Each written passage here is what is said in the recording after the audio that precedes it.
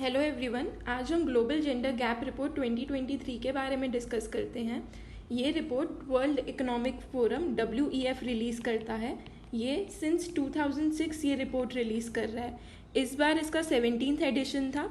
इसमें 146 कंट्रीज़ को gender parity पे इवेल्युएट किया गया।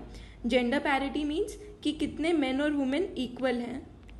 इस पैरिटी की इस रिपोर्ट ने बात करी। तो ये कितनी है? ग्लोबल जेंडर गैप स्कोर हमारा कितना है? 68.4%। पिछले साल ये 68.1% था, तो हमारा सिर्फ 0.3% से हमने इम्प्रूव किया है ग्लोबली। अगर हम बात करें तो अगर इसी रेट ऑफ प्रोग्रेस से हम ग्रो करते रहे तो हमें फुल जेंडर पैरिटी अचीव करने के लिए 100% अचीव करने के लिए हमें और 131 ईयर्स लग जाएंगे। अगर हम रैंकिंग की बात देखें तो आइसलैंड ने फर्स्ट रैंक सिक्योर करी है। एंड ये इसलिए भी इम्पॉर्टेंट है क्योंकि इसने 14th कॉन्जिक्यूटिव टाइम ये रैंक हासिल की है। इसकी क्या पैरिटी है यहाँ पे? मेन वुमेन की 91.2%। अगर हम सेकंड, थर्ड और फोर्थ रैंकर्स की बात करें तो वो है Norway which is at the second number, then we have Finland and fourth we have Sweden. तो ये तो ग्लोबल टर्म्स में हमारी बात हो गई। अगर हम इंडिया के बारे में स्पेसिफिक बात करें तो इंडिया स्पेसिफिक ये है कि इंडिया ने अपनी रैंकिंग में इम्प्रूवमेंट शो की है 8 पोजीशन से। लास्ट ईयर उसकी रैंक थी 135, this year it has scored the rank of 127। लेकिन if we compare it to with our neighbours तो हमारे नेबर्स ने हमसे ज़्यादा अच्छा परफॉर्म किया है। So we have the leverage, we have the scope to improve. तो Bangladesh, Bhutan, China, Sri Lanka, Nepal, they are better performer. अब ये जो रिपोर्ट है ना, इसके कुछ की इंडिकेटर्स होते हैं। वो 4 की इंडिकेटर्स में इंडिया का क्या परफॉर्मेंस रहा है वो देखते हैं। पहला है economic participation and opportunity. As it is marked in red, इसमें हमने बहुत अच्छा परफॉर्म नहीं किया है।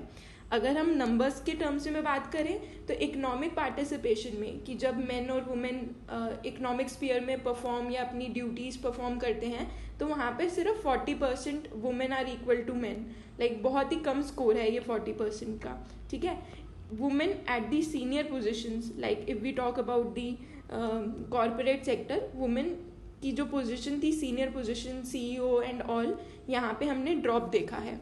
एंड जो सेकंड एरिया ऑफ हमारा कंसर्न है वो है हेल्थ एंड सर्वाइवल। वो उसमें क्या है? हमारी सेक्स रेशियो तो इम्प्रूव हुई है। अच्छा, आप मेरे को सबसे पहले कमेंट सेक्शन में बताइए सेक्स रेशियो होती क्या है। सेक्स रेशियो तो हमारी इम्प्रूव हुई है, लेकिन क्या हम उस इम्प्रूव्ड सेक्स रेशियो को जस्टिस प्रोवाइड कर रहे हैं by providing education to the born girls? हाँ, एजुकेशन वाइज भी हम परफॉर्म अच्छा कर रहे हैं, लेकिन क्या ये जो एजुकेटेड गर्ल्स हैं are they going to work? इनका जो काम है क्या ये सिर्फ घर का काम कर रही हैं या is there education turning to paid worker? तो ये बहुत अच्छा नंबर नहीं है कि हाँ women are getting educated but are they turning to paid worker? ये अभी तक हमें पता नहीं है कि इतना ज़्यादा अच्छा स्कोर नहीं है उसमें हमारा।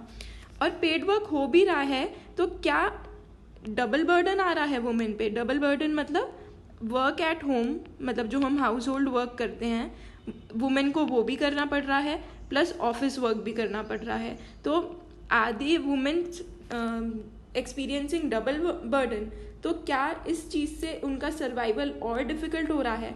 और अगर वो ऑफिस जाती भी हैं तो इज़ देयर सेफ्टी इंश्योर्ड और नॉट?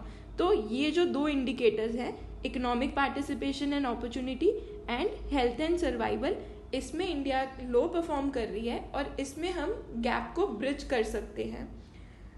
अगर हम बात करें कि कहाँ पे इंडिया ने अच्छा परफॉर्मेंस शो किया है, that is at 2 places. Educational attainment, हाँ हमारे पास बहुत स्कीम्स हैं इंडिया के पास, जैसे बेटी बचाओ बेटी पढ़ाओ, वहाँ पे इंडिया ने अच्छा परफॉर्म किया है।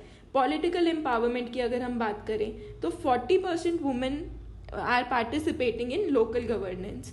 Local governance Panchayati Raj institutions जो हैं वहाँ पे 40% वुमेन का पार्टिसिपेशन देखा गया है। How it has been helpful, किस वजह से हेल्पफुल हुआ है ये?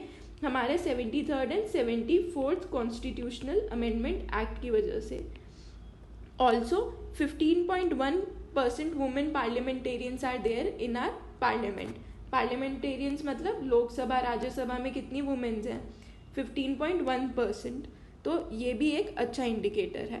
तो this was about India related facts which you can also quote in your mains paper. Mains में या फिर एसे राइटिंग में आप इन फैक्ट्स को कोट कर सकते हैं.